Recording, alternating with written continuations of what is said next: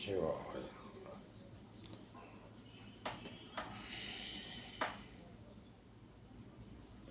ஆன்மீகம். ஆன்மீகம் என்பது மிக அற்புதமான ஒன்று.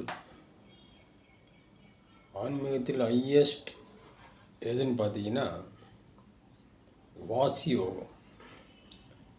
இந்த வாசி யோகத்தை நம்ம கற்றுக்கணும்னா குறைஞ்சது ஒரு வருட காலம் ஆகும்.